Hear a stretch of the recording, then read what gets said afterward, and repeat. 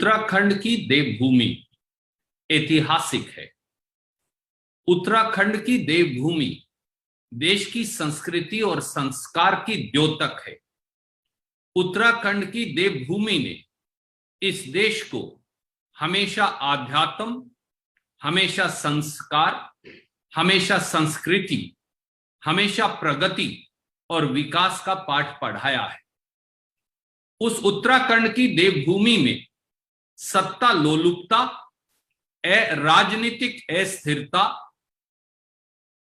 सत्ता की मलाई बांटने की होड़, रोज बदलने वाले मुख्यमंत्रियों की कुर्सियां और भारतीय जनता पार्टी के नेतृत्व की विफलता का रोजमर्रा का उदाहरण बनता जा रहा है।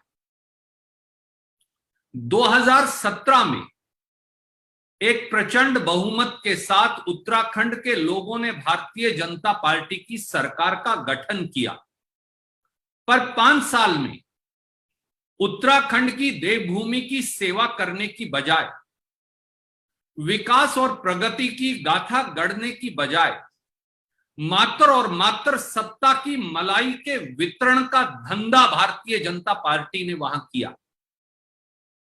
जिस प्रकार से व्यापक भ्रष्टाचार हुआ, जिस प्रकार से सत्ता को तोड़ मरोड़ कर जबरन सत्ता पर कब्जा करने का धंधा हुआ, जिस प्रकार से उत्तराखंड के जो रिसोर्सेज हैं उनका दोहन हुआ, जिस प्रकार से सत्ता की बंदरबांट हुई, जिस प्रकार से मंत्री और मुख्यमंत्री के पदों का वितरण हुआ, जैसे किसी प्रकार से वहां सत्ता ना हो सेवा का माध्यम, बल्कि सत्ता की मलाई का माध्यम हो, यह अपने आप में एक अनूठा उदाहरण है।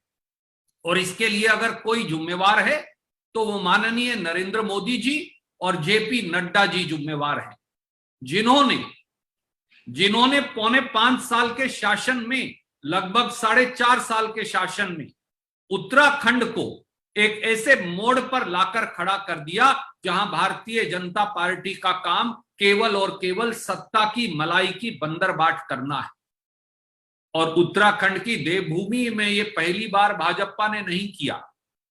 मैं याद दिलाऊंगा कि उत्तराखंड में पहले भी भारतीय जनता पार्टी ने 3 मुख्यमंत्री बदले थे। भुवन चंद्र खंडूरी साहब, फिर रमेश पोखरियाल जी, फिर दोबारा से खंडूरी साहब। इस बार भी तीसरा मुख्यमंत्री जो है वो शायद आज 9:30 बजे के बाद चुनने जा रहे हैं। पहले त्रिवेंद्र रावत साहब, फिर तीरथ सिंह रावत साहब और अब एक और।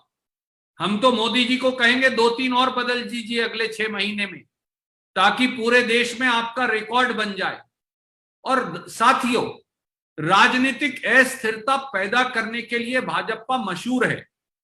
याद करिए, दिल्ली में भी उन्होंने एक ही विधानसभा में पहले मदन लाल खुराना जी को मुख्यमंत्री बनाया, फिर उन्हें बदलकर साहब सिंह वर्मा जी को बनाया, फिर बदलकर सुषमा स्वराज जी को बनाया।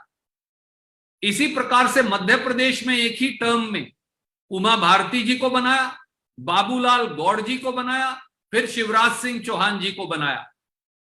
कर्नाटक में एक ही टर्म में येदियुरप्पा जी को बनाया, सदानंद गौड़ा जी को बनाया, फिर जगदीश खट्टर साहब को बनाया।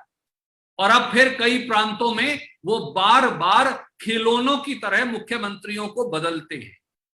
सवाल बड़ा सीधा है, और मेरे आदरणीय साथी देवेंद्र यादव जी, प्रीतम सिंह जी, महाराज साहब, और टेलीफोन के माध्यम से, क्योंकि उन्हें बहुत बुखार है, हमारे पूर्व मुख्यमंत्री हरीश रावत जी भी इस पर प्रकाश डालेंगे।